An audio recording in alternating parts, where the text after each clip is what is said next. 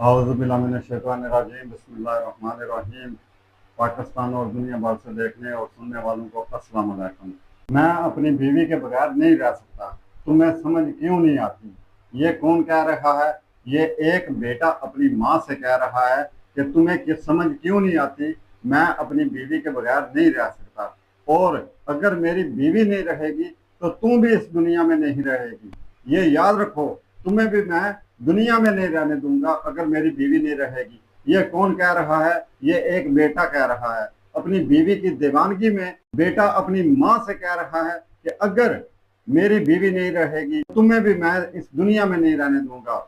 ये वो बेटा कह रहा है और उस माँ को कह रहा है जिस माँ ने 9 महीने इसे अपने पेट में रखा। इस बदबख्त को जिसने अपने मुंह से निवाला निकालकर इसके मुंह में निवाला दिया। इस बदबख्त ने उस माँ के दूध का बदला इस तरह दिया कि उसको एक से एक वार करके पेचकस का एक से एक वार करके उसके दूध के एक एक कतरे का बदला दिया। वो जो रातों को जागी उसकी एक एक रात के एक एक पल का हिसाब इस बदबख्त ने इस तरह दिया कि अपनी बीवी की दीवानगी में उसी माँ को एक एक वार करके उसके रातों के जागने का बदला दिया इस बदबख्त ने। वो माँ जिसकी एक एक कुर्बानी की वजह से इसकी रगों में खून दौड़ रहा है, जिसके दूध के बदले में इसकी रगों में खून दौड़ रहा है, उसी माँ को इस बदबख्त ने यह बदला दिया कि बीवी की दीवानगी में उसी माँ को मार दिया। और फिर दीवानगी भी क्या कि उस बीवी को भी इसने सुख का सांस नहीं लेने दिया, उसको भी इसने कभी चैन से नहीं रहने दिया था, लेकिन बदला सारा निकाला अपनी माँ पर। अच्छा, माँ को तो मार दिया और फिर माँ की सहेली को भी नहीं छोड़ा, उसको भी साथ ही माँ के खत्म कर दिया। यह वाकया क्या है? यह बदबख्त बंदा कौन है और इसने अपनी बीवी की दीवानगी में यह बदबख्ती की कैसे? और जो माँ की सहेली है उसको क्यों मारा? उसका क्या कसूर था? यह वाकया है लाहौर हरबसपुरे का। मोहल्ला है कोटली पीर अब्दुर्रहमान। वहां पर कनीज बीबी खतून जिसकी उम्र तकरीबन 70 साल है, बेवा खतून है। उसके 2 जवान बेटे हैं और दोनों शादीशुदा हैं। एक का नाम है औरंगजेब, दूसरे का नाम है रहमान। दोनों शादीशुदा हैं। ये जो औरंगजेब है ये गवर्नमेंट मुलाजिम है, सरकारी मुलाजिम है मतलब है। इसकी शादी हुई और इसने अपनी इसी बीवी को जिसकी दीवानगी में इसने माँ को मारा, इसी बीवी को कोई एक पल भी सुकून से नहीं रहने दिया। हर वक्त लड़ाई झगड़ा मार कुटाई गाली गलौज करना, बीवी के मेके वालों को भी गाली गलौज करना, मतलब के हर वक्त किल किल किल किल, यही इसका काम है। बीवी को इसने कभी सुकून से नहीं रहने दिया। आखिरकार बीवी थक हार कर उसने कहा कि मैं इसकी मारे क्यों खाऊं। मारे खा खा कर वो तंग आकर बीवी इसका घर छोड़कर अपने मेके चली गई। जब बीवी मेके चली गई तो मेके से जाकर उसने खुला के कागज भेज दिए, खुला का केस करके इसे कागज भेज दिए। ये कागज लेकर भी इसकी होश ठिकाने नहीं आई, इसको अक्ल नहीं आई। ये कहने लगा वो क्या कर लेगी, देखेंगे कैसे बच्चों को पालेगी, मेके में रहकर बच्चों को कैसे पालेगी, इसको समझ आ जाएगी, या खुद ब खुद वापस आ जाएगी। अपनी अना और जिद में ये रहा। फिर एक कागज आया, फिर दूसरा आया, फिर तीसरा आया। जब ये सारा काम मुकम्मल हो गया तो फिर ये माँ को कहता है कि मेरा तो घर खराब हो गया, मेरे बच्चे मेरे बगैर कैसे रहेंगे, मैं अपनी बीवी के बगैर कैसे रहूंगा। माँ कहती है कि अब मैं क्या करूं। जब वो तुमसे तंग आकर, तेरी मार कुटाई से तंग आकर वो इधर से गई है, उसने जाकर खुला का तुम्हें पेपर भेजा है, तो मैं तुम्हें कहती रही कि जाओ जाकर उसे मना कर लाओ, तेरे बच्चे हैं, बच्चे खराब हो जाएंगे, बच्चों की जिंदगी तबाह हो जाएगी, तुम जाओ और जाकर बच्चों को मना कर लेकर आओ, बच्चों के लिए बच्चों की माँ को भी मना कर लेकर आओ। लेकिन तू अना की भीड़ चढ़ा हुआ था, तू एक ही बात करता था कि इसको समझ आ जाएगी, ये आ जाएगी, ये हो जाएगा, वो हो जाएगा, अब ये हो गया, वो हो गया, अब वो हो गया है, तो अब मैं क्या करूं, मैं क्या कर सकती हूँ। तेरी आदतें तेरी हरकतों की वजह से तेरा घर बर्बाद हुआ है, तेरी बीवी तुम्हें छोड़कर चली गई है। आगे से बेटा कहता नहीं, ये तेरी वजह से हुआ है, तेरी वजह से मेरी बीवी मुझे छोड़कर गई है। तेरी वजह से मेरे बच्चे जो हैं वो बगैर बाप के रह गए हैं। माँ कहती है कि बदतमीज, कोई तमीज कर। तो इतना बदतमीज है कि तूने बीवी को भी सुकून से नहीं रहने दिया, और अब तुम अपनी माँ के साथ बदतमीजी कर रहा है। तुम्हें कोई हया, कोई शर्म है? तो इस हद तक गिर गया है कि तू अब अपनी माँ पे इल्जाम लगा रहा है कि तेरी माँ ने तेरा घर खराब किया है। उस माँ ने तेरा घर खराब किया कर दिया है जिस माँ ने तुझे पाल पोस कर, बड़े लाडू से, बड़े प्यार से तुम्हें पाल पोस कर इतना बड़ा किया। उस माँ पर तू इल्जाम लगा रहा है जिस माँ का पाँव जमीन पर नहीं आ रहा था जब उसने तेरी शादी की। उस माँ पर तू इल्जाम लगा रहा है जिस माँ ने तेरा घर बसाया, जो माँ तुझे कहती रही कि जा जाकर अपने बच्चों के लिए अपनी बीवी को मना कर लेकर आ, लेकिन तू अना और जिद की वजह से नहीं गया, और तू हमेशा माँ को ये कहकर डांट देता था, खबरदार अगर किसी ने उसकी बात भी की, खबरदार अगर किसी ने मुझे ये कहा कि मैं जाकर उसको मना कर लेकर आऊं, मैं और उसे जाकर मना कर लेकर आऊं, वो खुद आएगी, उसको आना पड़ेगा। जब वो धक्के खाएगी, जलील होगी, तो उसे आना पड़ेगा। तू उस वक्त ये बातें करता था, और आज तू कहता है कि मैंने तेरा घर बर्बाद किया है, मैंने तेरा घर खराब किया है। तू है ही बदबख्त, तू है ही बदतमीज। तू अपनी माँ के साथ भी बदतमीजी करता है, तूने अपनी बीवी को भी तंग करके रखा हुआ था, और अब तू इल्जाम दूसरों पर लगाता है। जा बदबख्ता, बदबख्ती तेरी किस्मत में है। इतनी बात करनी थी। तो आगे से फिर बेटा कहता है, अगर मेरी बीवी नहीं रहेगी तो तुम्हें भी मैं दुनिया में नहीं रहने दूंगा। और फिर होता क्या है कि पेचकस पकड़ता है बेटा, और दे वार पे वार, दे वार पे वार, और माँ की सारी कुर्बानियों का बदला देता है एक एक वार करके, और फिर छोड़ता उस वक्त है जब माँ खत्म हो जाती है। उस वक्त दूसरा भाई रहमान जो है वो घर में नहीं है, वो कहीं बाहर किसी काम की वजह से गया है। उसकी बीवी ऊपर वाली मंजिल में अपने कमरे में सो रही है, उसे भी कोई खबर नहीं कि क्या हो गया है। ये बदबख्त बेटा माँ को मारने के बाद फिर बाहर निकलता है, और हमसाई है जिसका नाम है सुल्ताना, उसको आवाजें देता है, बाजी सुल्ताना, बाजी सुल्ताना, बाजी सुल्ताना। घर से कोई जवाब नहीं आता क्योंकि घर में कोई बंदा नहीं है। सुल्ताना जो है वो अपनी दो बेटियों के साथ है जिनका नाम अक्सा और आरफा है। अक्सा 19 साल की है और आरफा 13 साल की है। सुल्ताना कनीज बीबी की सहेली, उसकी हमसाई, वो सुल्ताना घर से बाहर है अपनी बेटियों के साथ। लेकिन ये जो औरंगजेब है, ये बदबख्त बेटा, ये आवाजें लगा रहा है, बाजी सुल्ताना, बाजी सुल्ताना, आवाज नहीं आ रही। फिर थोड़ी देर बाद घर का दरवाजा खुलता है, और सुल्ताना और उसकी दोनों बेटियां वो घर में दाखिल होती हैं। ये देख लेता है उन्हें घर में दाखिल होते हुए, और फिर बाहर शहर में बैठकर, बिजली बंद थी, शहर में बैठकर सुल्ताना जो है वो पंखी जलना शुरू हो जाती है, और बेटियां अंदर जाकर अपना बाया वगैरह जो उन्होंने पहना हुआ था, निकाब वगैरह किया था, वो अपना उतारना शुरू कर देती हैं। इतनी देर में ये बदबख्त घर में जाता है, और जाते ही सुल्ताना को कहता है कि तेरी वजह से तूने मेरी माँ को पटियां पढ़ाई और मेरी बीवी मुझे छोड़कर चली गई। मेरी बीवी का मुझे छोड़कर जाने में तेरा भी हाथ है, मेरा घर बर्बाद करने में तेरा भी हाथ है, लिहाजा अब मैंने तुझे भी नहीं छोड़ना। और फिर उस पर भी वार पे वार कर देता है। वही पेचकस इसके हाथ में है, और इसी पेचकस के साथ ये फिर सुल्ताना को, माँ की सहेली को, उसे भी मार देता है।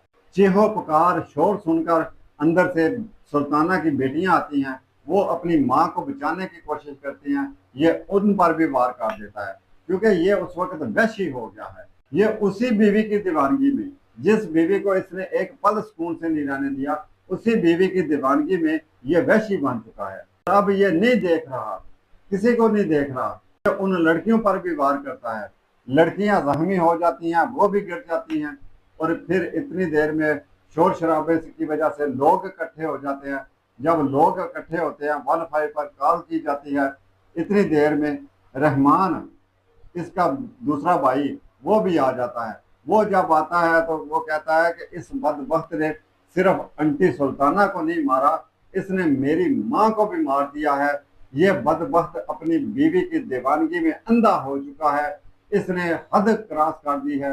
इसने अपनी उस माँ को नहीं बख्शा जिसका इसने दूध पिया है, जिसने अपने मुंह से निवाला निकाल कर इसके मुंह में डाला और मेरे भी मुंह में डाला। इसने उस माँ को भी नहीं बख्शा। ये बदबख्त है, ये कमीना है, इसने किसी को नहीं छोड़ा। इतनी देर में पुलिस आ जाती है। जब पुलिस आती है तो फिर वो दोनों, कनीज बीबी और सुल्ताना, इन दोनों को पोस्टमार्टम के लिए ले जाते हैं। और दोनों लड़कियां जो हैं, अक्सा और आरफा, उनको हॉस्पिटल दाखिल कराया जाता है।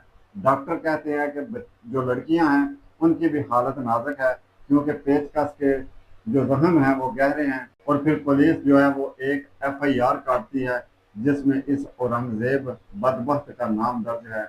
और इसने अपनी माँ और अपनी माँ की सहेली हमसाई सुल्ताना और उसकी दोनों बच्चियों को जख्मी किया और इन दोनों को मार दिया।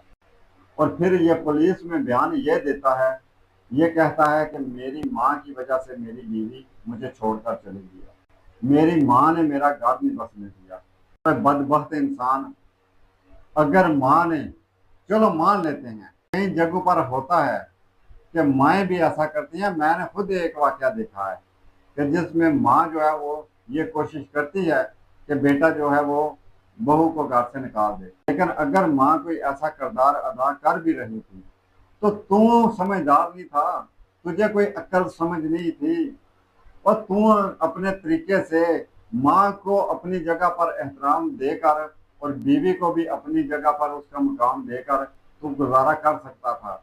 और बदबख्त, और तू इतना निकम्मा था कि तुझसे ये मामला हैंडल नहीं हो सका।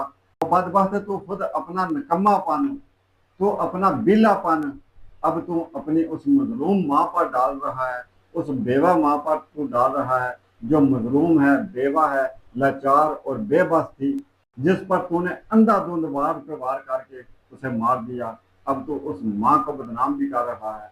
कोई खुदा का खौफ कर। लेकिन 100 बातों की एक बात यह है कि हालात बड़े बिगड़ गए हैं।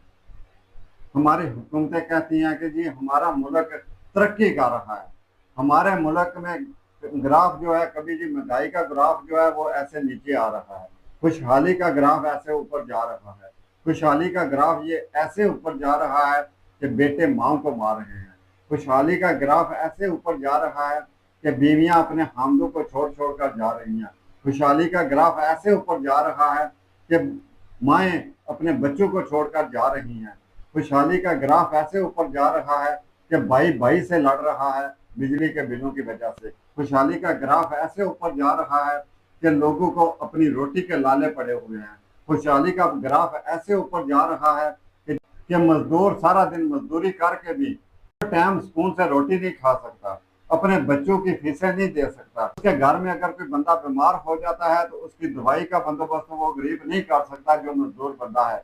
यह खुशहाली का ग्राफ ऊपर जा रहा है। हालात दिन ब दिन बिगड़ रहे हैं, लोगों में बर्दाश्त रही नहीं। और ये बर्दाश्त क्यों नहीं रही? ये बर्दाश्त इस वजह से नहीं रही कि हर बंदा परेशान है, हर बंदा महंगाई की वजह से परेशान है, हर बंदा बेरोजगारी की वजह से परेशान है। बेरोजगारी बढ़ रही है क्योंकि लोग काम छोड़ छोड़ कर जा रहे हैं। बिजली के बिल इतने ज्यादा महंगे हो गए हैं कि लोगों ने काम कराने बंद कर दिए हैं। टैक्स इतने ज्यादा लग गए हैं कि लोग, कोई बंदा काम करने को तैयार नहीं है, कोई बंदा किसी को काम पे रखने को, किसी को काम पे लगाने को तैयार नहीं है। इतने ज्यादा टैक्स बढ़ गए हैं कि लोग मजबूर हो गए हैं। नौजवान अपने कंट्रोल से बाहर हो रहे हैं और उसकी वजह यह है कि ये जो महंगाई, ये बेरोजगारी, ये सारी चीजें इसकी वजह हैं। लेकिन क्या करें कि खुशहाली का ग्राफ जो है वो ऊपर जा रहा है, महंगाई जो है वो उसका ग्राफ नीचे आ रहा है। ये सारी वजह भी है। जब बातें करेंगे तो ये ऐसी बातें ही करेंगे। लेकिन इस जैसे जो बंदे हैं, ये जो औरंगजेब बंदा है, इस जैसे जो बंदे हैं, इनका ना इस दुनिया में कोई ठिकाना है, ना इनका आखिरत में कोई ठिकाना है। इनके लिए जलालत ही जलालत है और ये जलालत इनकी अपनी वजह से है, अपनी हरकतों की वजह से है। तो माँ के कदमों में जन्नत है। माँ के कदमों में जन्नत का ऐलान अल्लाह रब्बुल इज्जत ने किया है। अल्लाह ताला ने ये कहा है कि माँ के कदमों में जन्नत है, और फिर उसी जन्नत के बारे में तुम कहते हो कि उसने हमारा घर बर्बाद कर दिया। उसी जन्नत को तुम कहते हो कि उसकी ये गलतियां हैं, उसकी ये गलतियां हैं, वो ठीक नहीं है, वो ऐसी है, वो लड़ती है, ये करती है, वो करती है, वो उसने ये करके वो करके उसने तुझे पाल पोस कर इतना बड़ा कर दिया, और उसने तेरे मुंह में एक एक नवाला डालकर तुझे इतना बड़ा कर दिया। तूने उसकी उंगली पकड़कर चलना सीखा, और उसने तुझे अपने सीने पर लटाकर तुझे लोरियां दे देकर तुझे सुलाया, और फिर तूने उसे अबदी नींद सुला दिया। और अब तू कहता है कि उसकी गलतियां हैं, मेरी माँ की गलतियां हैं, मेरी माँ ने मेरा घर बर्बाद कर दिया है, और बर्बाद तो तू दोनों जहानों में हो चुका है, बर्बादी तो तेरा मुकद्दर बन गई है दोनों जहानों में। माँ का क्या कहता है कि तूने जो माँ ने तुझे बर्बाद कर दिया, बर्बाद तूने खुद अपने आप को कर दिया। और ऐसे जितने भी बेटे हैं इस तरह के हैं, वो सुन लें कि बर्बादी उनका मुकद्दर है। जो बेटा भी माँ का एहतराम नहीं करेगा, माँ बाप का एहतराम नहीं करेगा, माँ बाप की इज्जत नहीं करेगा, जिसे माँ बाप में कीड़े नजर आएंगे, जिसे माँ बाप में गलतियां नजर आएंगी, जो ये समझेगा कि मेरा माँ बाप ठीक नहीं है, मेरे माँ बाप का मेरे साथ बर्ताव ठीक नहीं है, वो बेटा बिल्कुल बदबख्त बेटा है। वो बेटा बिल्कुल ये बात समझने को तैयार नहीं कि इसी माँ बाप ने मुझे पाल पोस कर इतना बड़ा किया, इसी माँ बाप ने मुझे लाड प्यार देकर इतना बड़ा किया, इसी माँ बाप ने मुझे उंगली पकड़कर चलना सिखाया, इसी माँ बाप ने मुझे गर्मी सर्दी से बचाया, इसी माँ बाप ने मेरे पाँव जलने के से मुझे बचाया, इसी माँ बाप ने मुझे धूप से बचाया, इसी माँ बाप ने मुझे ठंडी हवाओं से बचाया, इसी माँ बाप ने मुझे धुंध से सर्दी से बचाया, इसी माँ बाप ने अपने मुंह से निवाला निकालकर मेरे मुंह में निवाला देकर मुझे इतना बड़ा किया। आज वो कहता है कि ये माँ बाप गलत हैं, आज वो कहता है कि इन माँ बाप की सारी गलतियां हैं, मेरे माँ बाप ठीक नहीं है, मेरे माँ बाप का मेरे साथ बर्ताव ठीक नहीं है। तो फिर उसके साथ बर्ताव ठीक होना किसका है? कौन उसके साथ बर्ताव ठीक करेगा? ये उसकी गलतफहमी है कि माँ बाप के बगैर कोई और भी उसके साथ बर्ताव ठीक करेगा। बर्ताव ठीक तो होना दूर की बात, बर्बादी ऐसे बेटों का मुकद्दर है, ऐसे बेटों की किस्मत में बर्बादी ही बर्बादी है। और अगर आबाद रहना है, अगर सुकून से रहना है, अगर खुशहाल रहना है, तो खुदारा माँ बाप की इज्जत करना सीखो, माँ बाप का एहतराम करना सीखो। माँ के कदमों में जन्नत है और बाप जन्नत का दरवाजा है। ये बात अपने पल्ले बांध लो। और फिर उसके बाद अगर माँ बाप जूते भी मारें, माँ बाप जुतियां मारें, माँ बाप गालियां दें, माँ बाप जितना मर्जी बुरा भला कहें, तो उनके सामने उफ तक ना करो। फिर तुम बख्शे हो, फिर तुम्हारा मुकद्दर रोशन है। लेकिन अगर तुम ऐसा नहीं करोगे, बर्बादी तेरा मुकद्दर है। अल्लाह ताला हर किसी के बेटों को, अल्लाह ताला हर किसी के औलाद को हदायत अता फरमाए। अल्लाह ताला हर किसी को अपने हिफ्ज़ ईमान में रखे। अल्लाह ताला पाकिस्तान को दिन दुगनी रात चुगनी कामयाबियों कामरानियों से नवाजे। इसके साथ ही हम इजाज़त चाहते हैं। अपना बहुत बहुत ख्याल रखिएगा और हमें भी दुआ में याद रखिएगा।